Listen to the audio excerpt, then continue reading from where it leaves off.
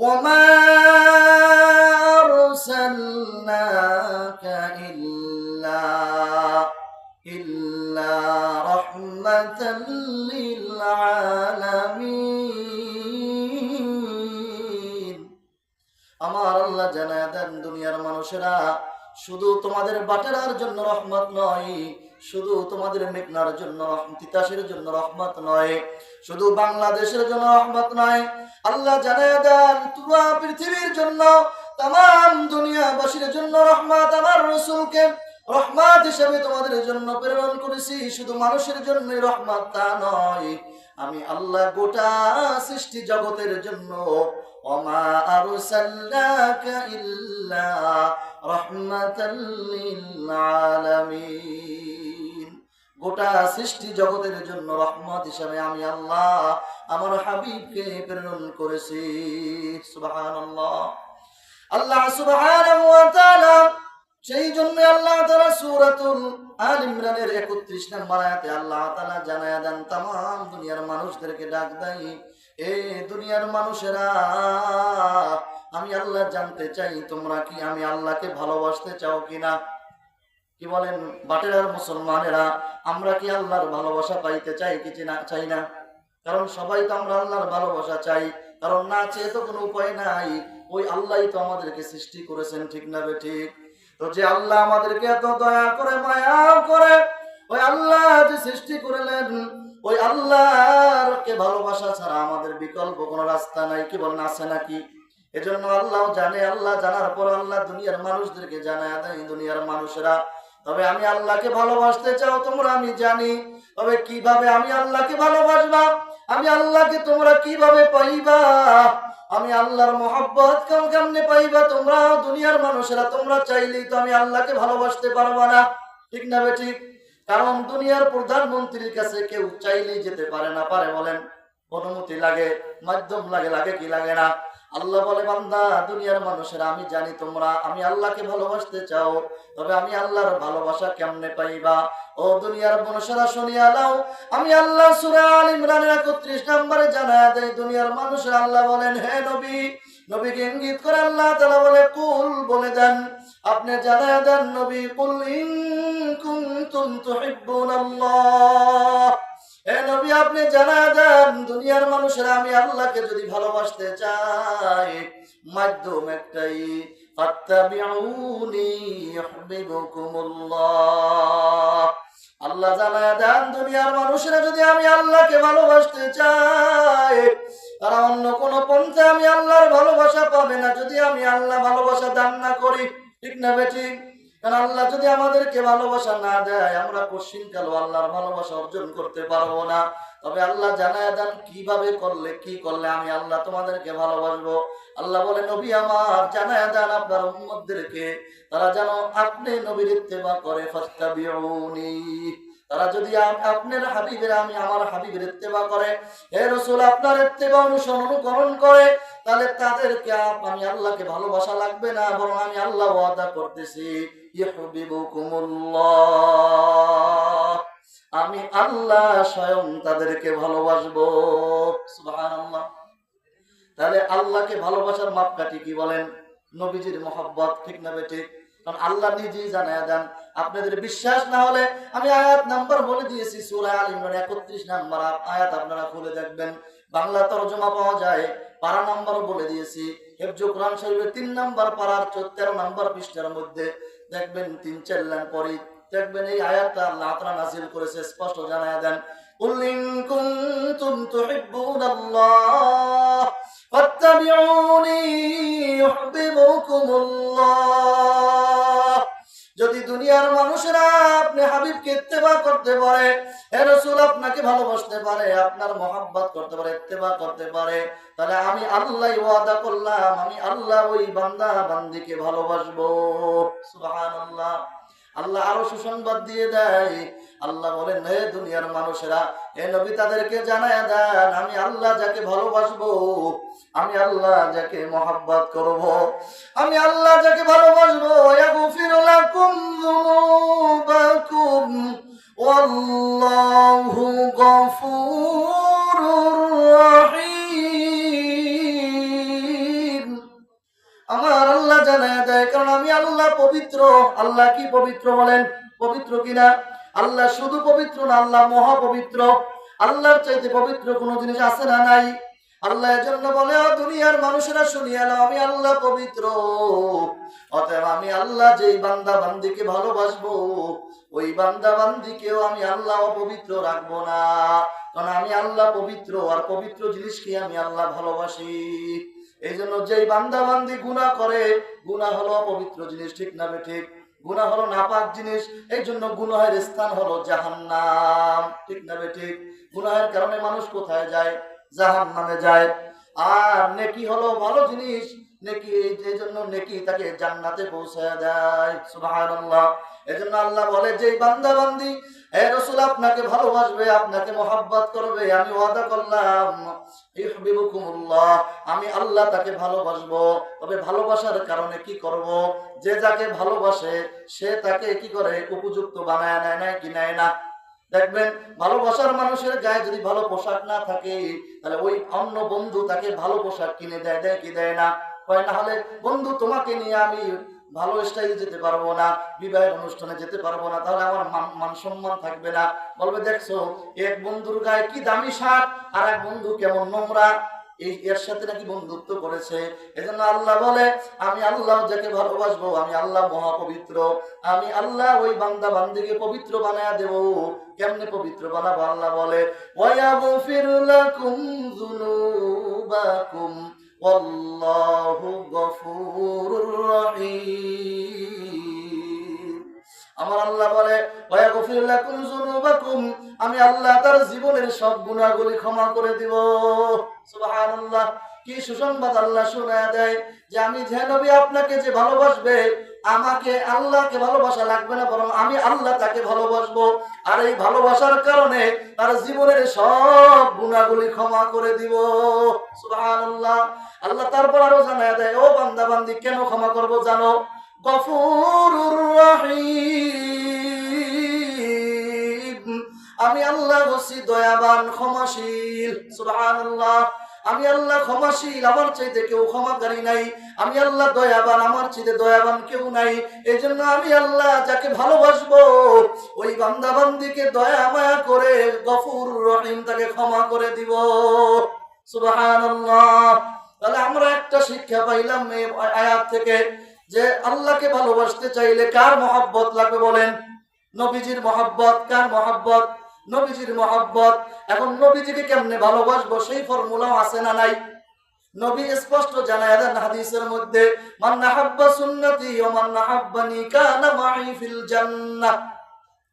আল্লাহ রাসূল স্পষ্ট জানায় দেন, দুনিয়ার উম্মতেরা শুনিয়া নাও, মান আহাব্বা সুন্নতি, যে নাকি আমি রাসূলের সুন্নাতকে মহব্বত করবে, যে নাকি আমি রাসূলের সুন্নাতকে ভালোবাসবে, আঁকড়ায় ধরবে, ওয়া মান আহাব্বানি, সে যেন আমি নবীকে ভালোবাসলো, কানা মাই ফিল জান্নাহ, আল্লাহ রাসূল বলে সে আমার সঙ্গী জান্নাতে থাকবে।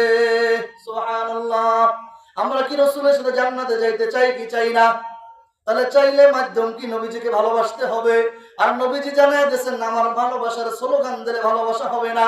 কারণ দুনিয়াতেও আমরা জানি, যদি কেউ বলে আমি তোমাকে মহব্বত করি, আমি তোমাকে ভালোবাসি, এটা যদি সারাক্ষণ বলতে থাকে আর তার কাজে কর্মের মাধ্যমে যদি কোনো ভালোবাসার প্রকাশ না করে ঘটে, তাহলে ওই ব্যক্তিকে বলবে কি তুমি মিথ্যুক, ঠিক না ঠিক?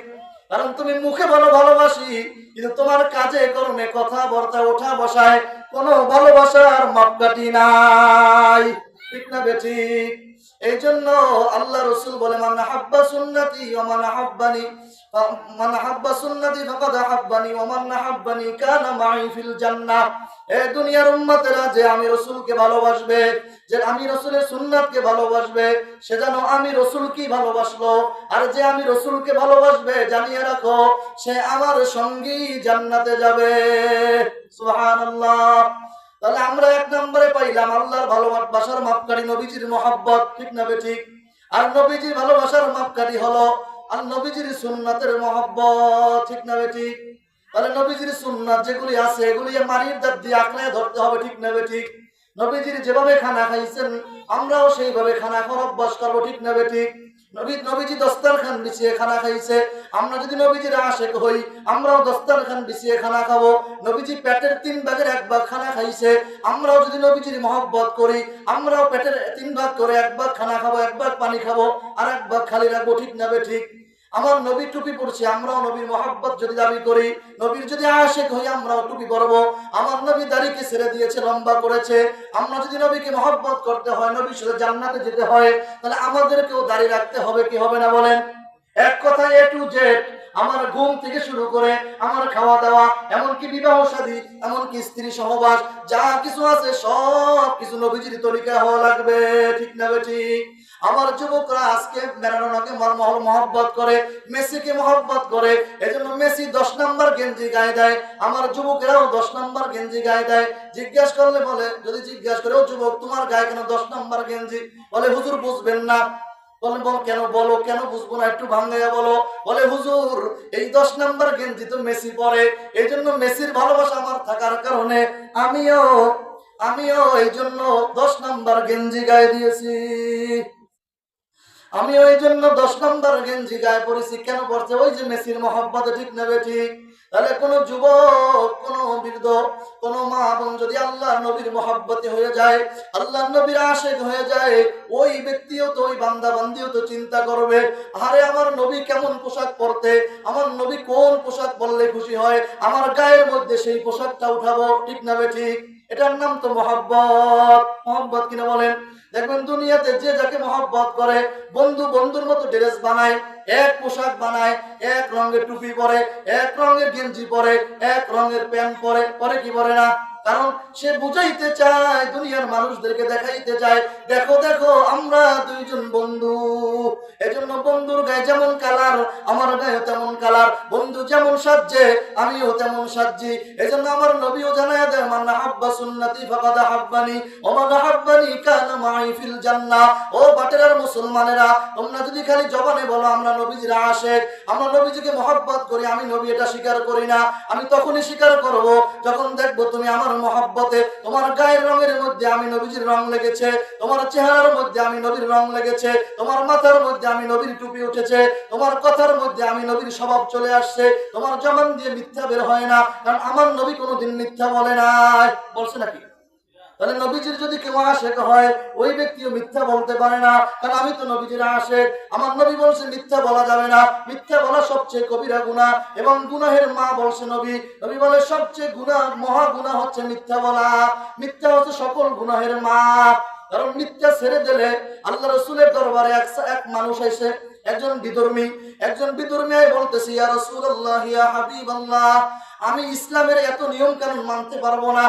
এই মুসলমান হইলে নামাজ পড়া লাগে, রোজা রাখা লাগে, হজ করা লাগে, অর্থ হইলে লাগে কি লাগে না, পর্দা করা লাগে। ওই ইহুদি, ওই বিধর্মী এসে বলতেছে, ইয়া রাসূলুল্লাহ, ইয়া হাবিবাল্লাহ, আমি ইসলামের এত নিয়ম কানুন মানতে পারবো না, আমি মুসলমান হব আপনার হাতে হাত দিয়ে, তবে শর্ত একটা, আমাকে একটা কোনো আমল দিতে হবে, একটার বেশি সবক দিতে পারবেন না, যে কোনো একটা কথা আমি মানবো। আপনি আমাকে একটা আমল দিতে পারবেন, যদি আমাকে এই নামাজ পড়ো, রোজা রাখো, হজ করো, যাকাত দাও, এই করো, এত কিছু বললে আমি মুসলমান হব না, আমি আপনার হাতে হাত দিয়ে মুসলমান হয়ে যাব। শর্ত একটাই, আমাকে শুধু একটা নসিহত করবেন আপনি, যে কোনো একটা, আমি ওইটা পুঙ্খানুপুঙ্খ আদায় করব। আল্লাহ রাসূল এই কথা শোনার পরে হাসি মুখে মুস্কি হেসে দিয়ে বলেন, আচ্ছা ঠিক আছে, বসো, আমি তোমাকে মুসলমান বানায় দেব, তোমাকে তোমার কথা মতোই আমি একটা নসিহতি করব। ওই ব্যক্তিও তো আনন্দে খুশি, যা আল্লাহ রাসূল আমার কথা মেনেছে, আমাকে শুধু একটা নসিহতই করবে। আল্লাহু আকবার। ঠিক আল্লাহ রাসূল মুসলমান বানায়া দিয়া আল্লাহ রাসূল বললে, ও আমার উম্মত, তুমি তো আমার এখন উম্মত হয়ে গেছে, শোনো, আমি তোমাকে তোমার কথা মতো একটা নসিহতই করলাম, শুধু তুমি মিথ্যা বলবে না। বাস, আমি সংক্ষেপ করে বলি যেহেতু সময় কম। ওই ব্যক্তি যখন আল্লাহ রসুলের দরবার থেকে বিদায় নিয়ে চলে গেল, ঠিক ওই ব্যক্তির মনে হতো পাক্কা ইরাদা যে আমি একটা কথার উপরই আমল করব, আর আমার আল্লাহ রসুল তোমাকে একটা নসিহতি করেছে। আল্লাহ রসুল বলে যে মিথ্যা কথা বলবো না। ঠিক ওই ব্যক্তি যাওয়ার পরে আর মিথ্যা বলে না। এখন ওই ব্যক্তির চোরার স্বভাব ছিল, ওই ব্যক্তি আগে চুরি করত, ডাকাতি করত, এখন যখন রাত্রিবেলা মনে মনে চিন্তা করে, আল্লাহ রসুল তো আমাকে ডাকাতি করতে নিষেধ করে নাই, করছে নাকি? বলছে মিথ্যা বলবা না। ঠিক ওনার স্বভাব অনুযায়ী বলে, যার যা স্বভাব, ওই স্বভাব কিন্তু ছাড়তে পারে না সমাজে। ঠিক ওই ব্যক্তি রাত্র যখন গভীর হয়ে গেছে, ওই ব্যক্তির বিছানার মধ্যে আর পিঠ লাগে না, সব মন ছটফট করতেছে কখন ডাকাতির জন্য বের হবে। ঠিক যখন উনি ছটফট করার পরে ঘর থেকে যখন ডাকাতির সামান নিয়ে যখন ঘর থেকে ডাকাতি করার জন্য রওনা দিয়েছে রাস্তা দিয়া, কত দূর যাইতে যাইতে হঠাৎ করে এক লোকের সাথে দেখা। বলতেছে, ভাই কোথায় যাও? কি জিজ্ঞেস করছে? ভাই কোথায় যাইতেছো? এখন ওই ব্যক্তি যদি বলে যে আমি ডাকাতি করতে যাই, তাহলে পিঠের মধ্যে কি কেন একটাও বাকি থাকবে বলেন? যেটা বাহিরে পড়বে সেটাও আবার উঠাইয়া দেবে কি দেবে না? এখন ওই ব্যক্তি আর কি বলবে? এখন আল্লাহ রাসূলের সাথে উনি ওয়াদা দিয়েছে যে নবী আমার, আমি আপনার একটা কথাই মানবো, আমি মিথ্যা বলবো না। ঠিক আল্লাহু আকবার, উনি মিথ্যা বলে না। এখন কি করবে? মিথ্যা বলতে পারে না, আর ডাকাতি করবে তাও বলতে পারে না। কি মহাবিপদে পড়ছে। এখন উনি কিছুই বলে না, বললে কিছুই বলবে না, চুপচাপ করে যে কোনো মূল্যে ওনার থেকে কথা কাটিয়ে আসছে। আর সামনের দিকে যাইতে পারে নাই, ডাকাতিও করতে পারে নাই, বাসায় চলে গেছে। ঠিক আবার যখন ফজরের পর ঘুম থেকে উঠিয়া যখন রওনা হয়েছে, মানুষের সাথে সাক্ষাৎ, আশেপাশের লোকজনেরা ডেকে বলে, ও ভাই তুমি না মুসলিম, তুমি না মুসলমান হয়েছ, তুমি না ইসলাম গ্রহণ করেছো, তোমার উপরে নামাজ ফরজ হয়ে গেছে, তুমি কি ফজরের নামাজ পড়ছো নাকি? এখন উনি চিন্তা করে, যদি বলি হ পড়েছি, তাহলে তো আল্লাহ রাসূলের সাথে ওয়াদা ভঙ্গ হয়ে যাবে, কারণ আমি মিথ্যা বলবো না। আর যদি বলে না পড়ি নাই, তাহলে তো একটু শরমের ব্যাপার, কারণ এতদিন নামাজ পড়ি নাই, এখন মুসলমান হয়েছি, এখনো নামাজ পড়ি না, তাহলে কেমন মুসলমান? ঠিক না ঠিক? এখন ওই ব্যক্তি তো মহা বিপদে পড়ে গেছে। যাক, নামাজ এখন পরবর্তী ওক্ত থেকে উনি নামাজও ধরছে। চিন্তা করে নামাজ না পড়িয়েও তো উপায় নাই, সমাজের মানুষ লজ্জা দিবে। কিন্তু বর্তমান সমাজে এরকম মানুষ আছে, নামাজ পড়ে না, মুসলমান দাবি করে কি করে না। কিন্তু আমার বাটেরার মুসলমানেরা, আমার নবী স্পষ্ট জানান, এক সাহাবী জিজ্ঞাসা করে, ইয়া রাসূলুল্লাহ, ইয়া হাবিবাল্লাহ, আমরা কিভাবে বুঝবো মুসলমান এবং কাফেরের মধ্যে, ইহুদিদের মধ্যে পার্থক্য কোন জায়গায়? কেমনে বুঝবো? কারণ আগে তো আরবের জাতীয় পোশাক হলো লম্বা জামা, এর সুন্নতি পোশাক, এটা বিধর্মীরাও পরতো, এবং অনেক ইহুদিও তো লম্বা দাড়ি রাখতো। এই জন্য সাহাবী জিজ্ঞাসা করি, ইয়া রাসূলুল্লাহ, হাবিবাল্লাহ, কিভাবে আমরা চিনবো কে মুসলমান আর কে ইহুদি বিধর্মী? আল্লাহ রাসূল জানায় দেয়, আমার সাহাবীরা শুনিয়া নাও, যদি তোমরা দেখো যেই ব্যক্তি 5 ওয়াক্ত নামাজ ইহতিমামের সাথে আদায় করে, 5 ওয়াক্ত নামাজ যথাযথ আদায় করে, ওই ব্যক্তি মুসলমান। আর যে দেখো 5 ওয়াক্ত নামাজ পড়ে না, মনে করবা ওই ব্যক্তি বিধর্মী। তাহলে মুসলমান এবং কাফেরের মধ্যে পার্থক্য হলো নামাজ। ঠিক না ঠিক? অথচ আজকে আমাদের মুসলমানেরা মুসলমান দাবি করে, নামাজ পড়ে না। কেমন মুসলমান এটা সেই জানে, আর তার আল্লাহ জানে। যাই হোক বাজানের, আমার যেদিকে আমি কথা বলতেছিলাম, তাহলে ওই ব্যক্তি মিথ্যা না বলার কারণে কোনো কথাই কি বলতে পারে না, কারণ কোন অপকর্মই করতে পারে না, একসময় পাক্কা মুসলমান হয়ে গেছে। ঠিক না বেঠিক? এই জন্য আজকে থেকে আমরা সবক নেব, মিথ্যা বলবো না, পারবো ইনশাআল্লাহ। দেখবেন যদি আপনি মিথ্যা ছেড়ে দেন, আপনার সমস্ত আমল আস্তে আস্তে ভালো হয়ে যাবে। আজকের মাহফিল থেকে আপনি একটা সবক নিয়ে যাবেন যে মিথ্যা কোনোদিন বলবো না, যা হয় হোক, জেল জরিমানা জুলুম যা হবে আল্লাহর পক্ষ থেকে সমাধান হবে। কারণ সত্য মানুষকে মুক্তি দেয়। কি বলেন? সত্য যদিও কঠিন হয়, ওই সত্য মানুষকে মুক্তির দ্বার প্রান্তে পৌঁছায়। আর মিথ্যা যতই উপকারী দেখাক না কেন, লাভজনক হোক না কেন, ওই মিথ্যা মানুষকে নিকৃষ্ট স্থানে নিয়ে পৌঁছায়। ঠিক না ঠিক? এই জন্য আমার মুসলমান বলতেছে, আল্লাহ তাআলা বলেছে, আমার নবীকে ভালোবাসবে, আমি আল্লাহ তাকে ভালোবাসবো, আর আমি আল্লাহ যাকে ভালোবাসবো তার জীবনের সব গুনাহ ক্ষমা করে দেব। আল্লাহু আকবার। নবীর আদর্শ ঢুকাতে হবে। আমি একটা ছোট্ট ঘটনা বলি শেষ করে দেবো যে আমার নবী কেমন আদর্শের মানুষ ছিল। আল্লাহ রাসূল আল্লাহ তাআলা যে বলছে, শুধু মানুষের জন্য নবী নয়, আমার নবী রহমাতুল লিল আলামিন, সকল মাখলুকাতের জন্য রহমত। তার একটা দৃষ্টান্ত দিয়ে আমি শেষ করে দেব। আল্লাহ রাসূল বাজান একদিন এরকম, আল্লাহ রাসূলের প্রতিদিনের অভ্যাস ছিল রাত্রেবেলা তাহাজ্জুদ নামাজ পড়া। কি পড়া? তাহাজ্জুদ নামাজ পড়তো। আল্লাহ রাসূল সন্ধ্যা রাত্রে দ্রুত ঘুমিয়ে যাইতেন, খানা খেয়ে ঈশার নামাজ পড়ার সাথে সাথে শুয়ে পড়তেন। আর রাত্রে যখন গভীর হয়ে যেত, আল্লাহ রাসূল বিছানায় পিঠ লাগায় থাকতে পারতেন না। প্রতিদিনের অভ্যাস ছিল, নিত্যদিনের অভ্যাস ছিল। আল্লাহ রাসূল রাত্রেবেলা লম্বা লম্বা রুকু, লম্বা লম্বা সেজদা, মানে দীর্ঘক্ষণ নামাজে দাঁড়ায় থাকতো শেষ রাত্রে। এমনকি আল্লাহর হাবিবের পা মোবারক গুলি ফুলিয়া গেছিল দাঁড়ায় থাকতে থাকতে নামাজ পড়তে পড়তে। আল্লাহু আকবার। আমি সংক্ষেপ করে বলি, আল্লাহ রাসূল একদিন যখন তাহাজ্জুদ নামাজ পড়ার জন্য উঠলেন, আমার মা বোনেরা, আমার যুবক ভাইরা, বৃদ্ধ বাবাজিরা, এই ঘটনাটা সবাই একটু কান লাগিয়ে দিলের কান দিয়ে শ্রবণ করেন। আমার নবী কেমন নবী ছিলেন, এই ঘটনা শুনলে আপনারা বুঝতে পারেন বাস্তব ঘটনা, নবীজির বাস্তব ঘটনা। আল্লাহু আকবার। আল্লাহ রাসূল রাত্রেবেলা যখন তাহাজ্জুদ নামাজ পড়ার জন্য উঠলেন, আরে ওঠার পরে আমার মায়ের নবীজি, তার তো মাত্র একটা চাদর ছিল, ওই যেই চাদরটা পরে আল্লাহ রাসূল ঘুমাইতেন, গায়ে জড়াইতেন, ওই চাদরটা পরে আবার নামাজ পড়তেন। কারণ আমার নবী তো গরিবী হালত বেছে নিয়েছিল, ঠিক না বেঠিক? আল্লাহ তাআলা তাকে ধনী বানাইতে চাইছেন, কিন্তু আল্লাহ রাসূল হয় নাই। নবী বলছেন, আল্লাহ, আমার উম্মতের মধ্যে অধিকাংশ হবে গরিব, এজন্য আমি এই গরিবদের মতোই থাকতে চাই। সুবহানাল্লাহ। গরিবদেরকে আল্লাহ রাসূল কি ভালোবাসছেন দেখেন। এজন্য আল্লাহ রাসূলের একটা মাত্র চাদর ছিল, যেই চাদরটা গায়ে দিয়ে আল্লাহ রাসূল শুইতেন, আবার ওই চাদরটা পরে নামাজ পড়তেন। আল্লাহ রাসূল যেই চাদরটা গায়ে দিয়ে ঘুমায় গেলেন, যখন তাহাজ্জুদ পড়ার জন্য আল্লাহ রাসূল জাগ্রত হইলেন, জাগ্রত হওয়ার পর আল্লাহ রাসূল তাকে দেখে তার চাদরের একটা কোণার মধ্যে, একটা পার্শ্বের মধ্যে একটা বিড়াল ঘুমিয়ে আছে। সুবহানাল্লাহ। আল্লাহু আকবার।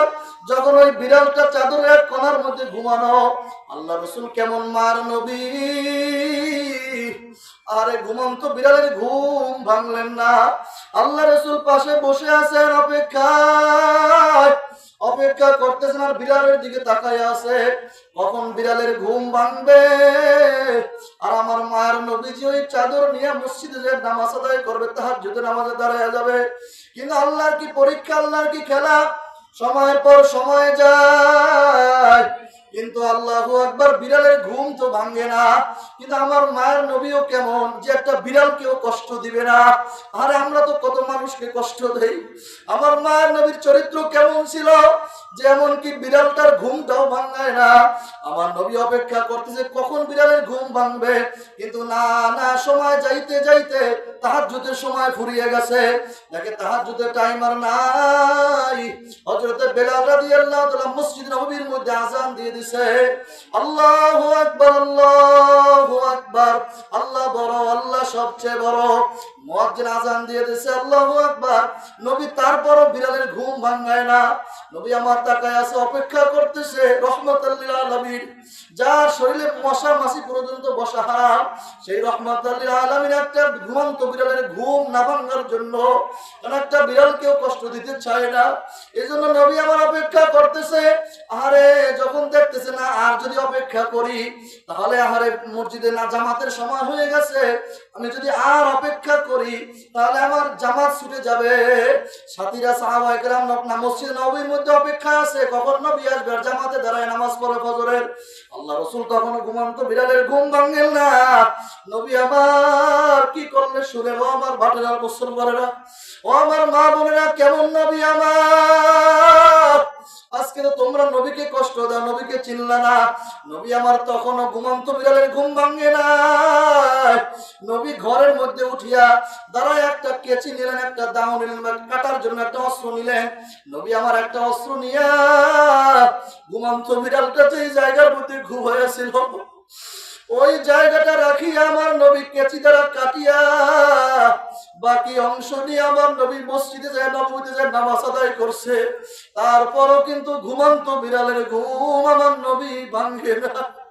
কেমন নবীর উম্মত আমরা। ও বাটেরার মুসলমান, আর আজকে তো তোমরা বিড়াল তো দূরের কথা, এমনকি নিজের ভাইকেও কষ্ট দেয় কি দেয় না, নিজের ভাইকেও আঘাত করে, নিজের মা বাবাকেও জবান দিয়ে কষ্ট দেয়। এমনকি এমনও কুলাঙ্গার সন্তান আছে যারা নিজের মা বাবাকে প্রহার করে কি করে না।